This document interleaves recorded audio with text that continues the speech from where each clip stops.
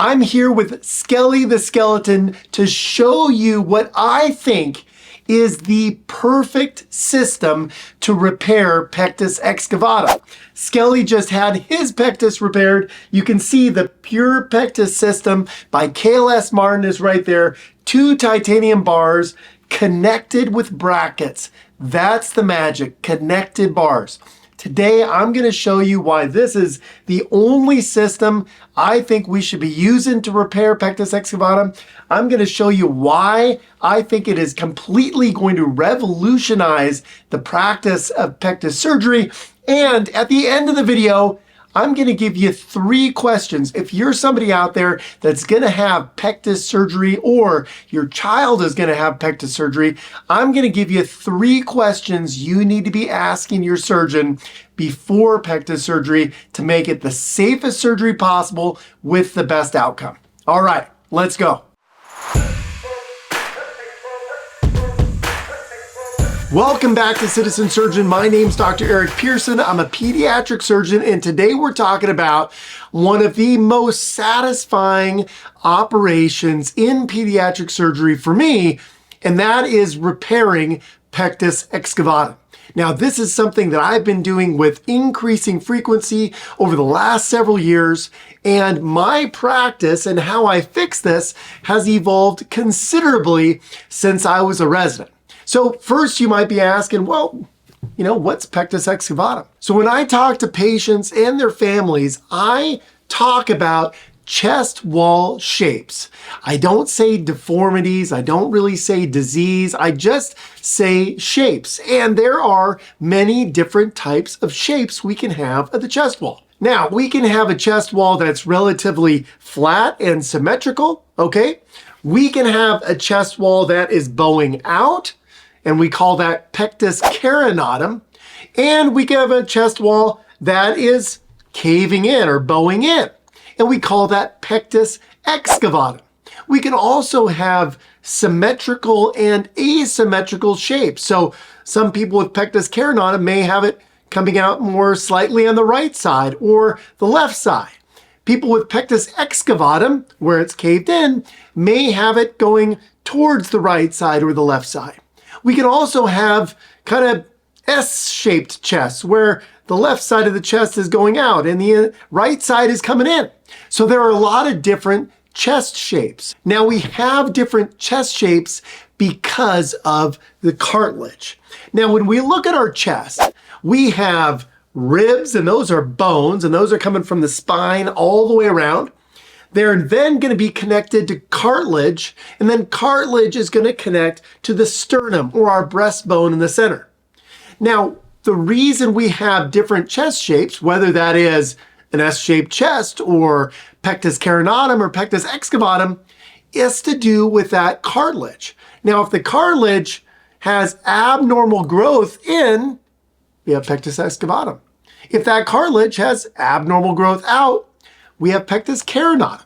And then we have everything in between depending on how that cartilage is growing. All right, now, sometimes we can notice Pectus carinatum, Pectus excavatum very early on and in the infant. Certainly during childhood years, but sometimes it doesn't become the most apparent until our adolescence. And that's when we can really see, especially during the rapid growth phase, that the Pectus shape really becomes pronounced. Now, I'm going to have a full video on Pectus excavatum coming up. Going to talk about the pathophysiology, why it happens, and importantly, the consequences of Pectus excavatum, specifically with the heart and the lungs. But today, I want to talk about how we fix it, and most importantly, I want to talk about how I fix it, because I believe the way I do it is the safest way it can be done, and I think the most effective. And that is using this Pure Pectus system, which are connected bars. And I'm going to talk about why that's so important. Now, as a disclaimer, KLS Martin, they are an amazing company, but they are not supporting this video. This video is not sponsored by them. They allowed me to borrow these bars so I can show them to my patients. But I thought, since I had them, I'd go ahead and put a video out there because I am such a strong believer that these connected bars are absolutely game-changing, and I'm going to show you why. Now, what's the problem with a single bar? Well, let me show you. All right, so if you can imagine, we have Skelly here, and let's say that Skelly has Pectus Excavatum, all right? And the way that we would fix this is, now a human would have skin and muscle, and we'd have to cut through that, but wonderfully enough, this guy, he doesn't have any of that, he just has ribs, so you can perfectly see how this bar would go inside. So we would usually place this bar from right to left, and it's a little more difficult than this, okay, but this is for illustrative purposes only. So the bar goes in, we bring the bar beneath that defect, and then what we do is we turn the bar. And then the bar is now curved to the chest, and we use a special bender, a bar bender back on the table so I can make a template and make this perfectly in line with the chest wall so that it is very comfortable. But we can see that we have this bar across the chest. Now, how are we going to secure it? Well, we can put a stabilizer on there, but some surgeons don't use stabilizers, and they will just secure the bar to the ribs with fiber wire or a thick monofilament suture and allow that bar to heal in place. All right, now, that can be a perfectly safe way to do this operation. What do I not like about using a single bar? Number one, I don't like that there is a single lifting vector. Okay, and what I mean by that is the whole reconstruction of the patient's chest wall is based on this one bar. And so there can be considerable torque forces on this bar, and as patients move, this bar rocks and moves back and forth. So we need to give our patient significant time to heal so a nice capsule forms around that bar, that it heals to the rib, and we don't get bar flipping, because that is one of the most feared complications of pectus surgery is bar flipping. What does that recovery period look like? Well, it's usually 2 to 3 months of very limited activity. We want to limit lifting to less than 5 pounds. We want to limit any twisting of the body. We certainly don't want a patient to engage in any strenuous activity or physical activity where they could receive a blow and possibly cause that bar to flip. And you can imagine if the bar flips, that's going to be a problem, because now we need to go back to surgery and possibly take that bar out or get it into place. So this is where the new Pure Pectus system, the KLS Martin connected bars, solve a lot of different problems, okay? Well, what problems do they solve? Well, why don't I show you how these fit in place? You got to see it in Skelly when he was sitting up, but let me show you how I put these in place, okay? So first, we're gonna take that bar and we're gonna get it into the chest. We're gonna go from right to left, and then we're gonna flip it, okay?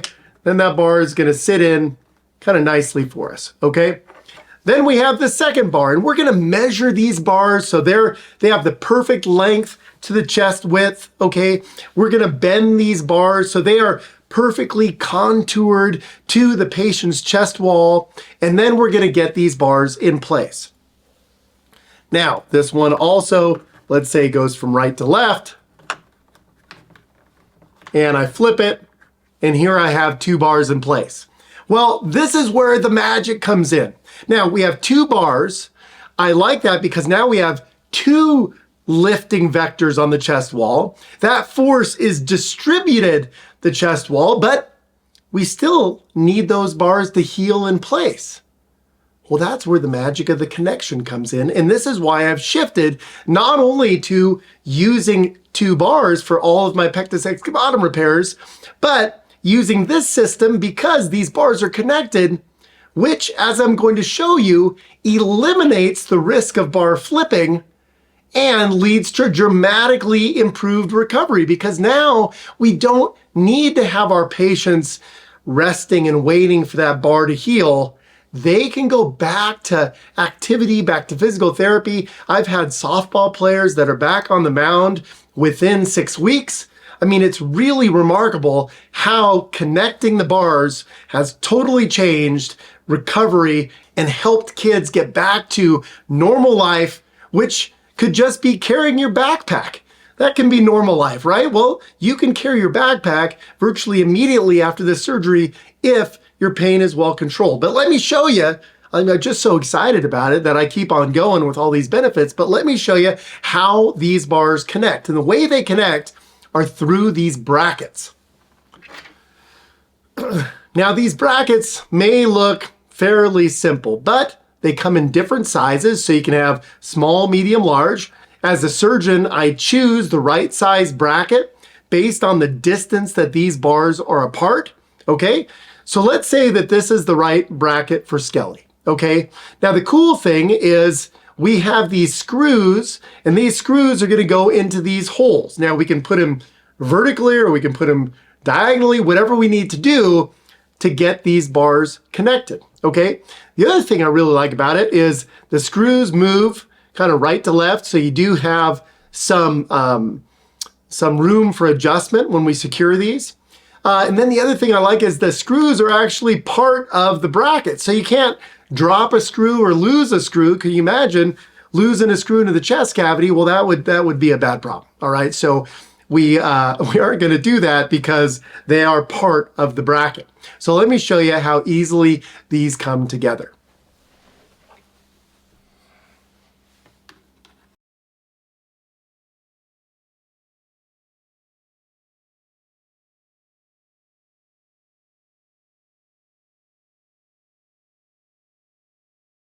Once we get the brackets on, I'll usually do 2 on the right and 1 on the left. Sometimes I'll do 2 on the right and 2 on the left.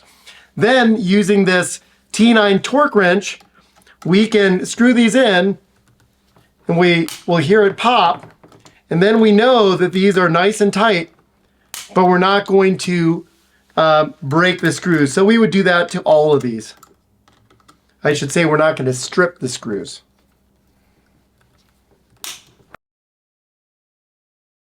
Once the brackets are tight and we've taken the screws to the limit of the torque wrench, now we can see that instead of just having one bar that is a single lifting vector on the chest wall, we have 2 bars which distributes that force.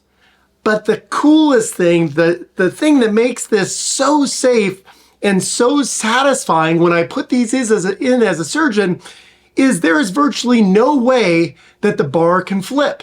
I'm not reliant on sutures. I'm not reliant on the health of the rib. I'm not reliant on a stabilizer.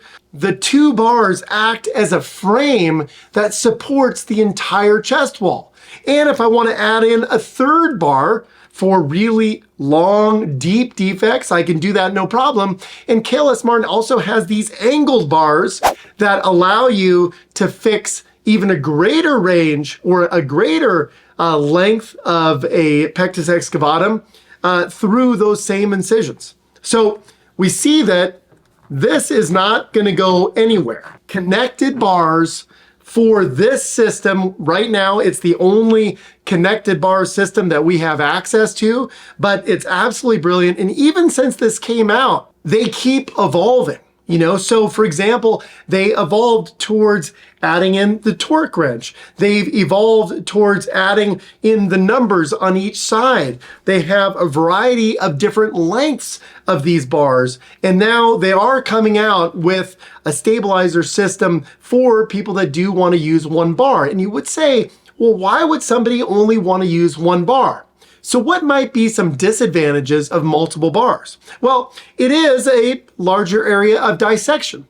We have a larger exposed area where we could have pleural adhesions or even pleural effusion or fluid around the lung formation. And there is some research to show that those things may be higher in multiple bars.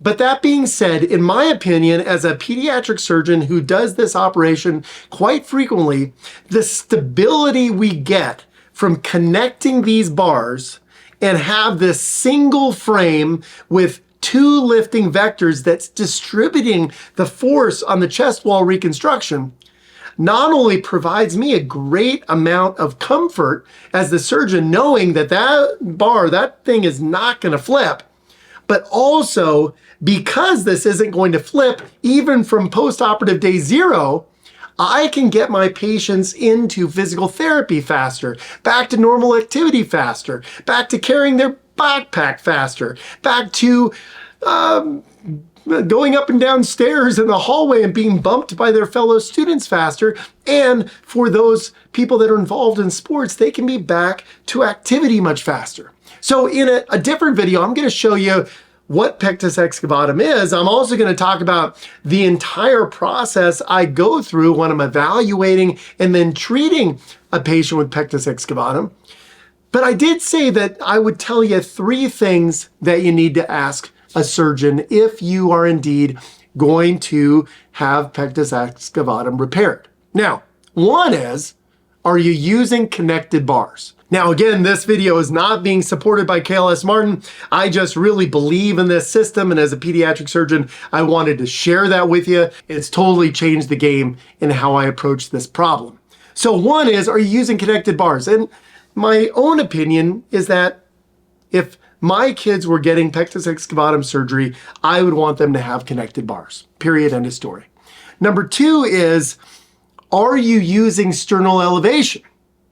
Now, I was at a chest wall reconstruction conference and Donald Nuss stood up in front of the whole audience as a discussant to one of the papers, and he said, you gotta be using sternal elevation. It is absolutely required for the ultimate safety in this operation. Now, what does sternal elevation do? Well, I use the Thompson Pectus Assist.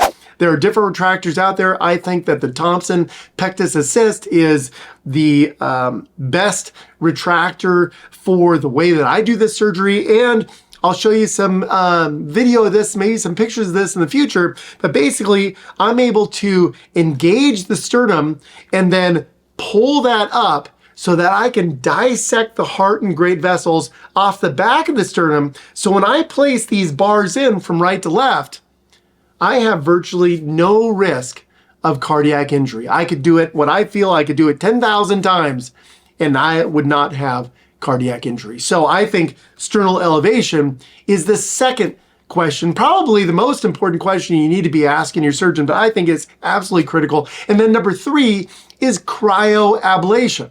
Now, AtriCure, the company that does cryoablation for heart arrhythmias, found out that if we do cryoablation of the intercostal nerves, we get amazing pain control. So my patients typically leave on postoperative day 1, sometimes postoperative day 2, and they leave on a combination of Tylenol, gabapentin, and ibuprofen with no opioids. Now, why can I get away with not having to prescribe opioids after putting all this hardware into somebody's chest, totally changing the shape of their chest? Imagine that you had braces, but instead of changing it over the course of the year, you take your mangled teeth and you get them all straight at once. That's gonna hurt, right? Well, how can we do that and have such good pain control? Well, cryoablation basically isolates the nerves. I do cryoablation on intercostal nerves 3 through 7 bilaterally under thoracoscopic guidance. And patients do have some numbness. They have some paresthesias. It usually lasts for 6 to 8 weeks. We get incredible pain control. So those 3 questions. Number 1, are you using connected bars? Number 2, do you do sternal elevation? Number 3, do you do cryoablation? All right. And if they say no, just ask why not. They probably have a very good reason why not, but it's important to be in the know. So I hope you found this demonstration very useful. Lots of reasons. I love this system. I use it every time I fix a Pectus Excavatum. If you have any questions, reach out to me, leave a comment below. I hope this was helpful. As always, study hard, be safe. I'll see you next time.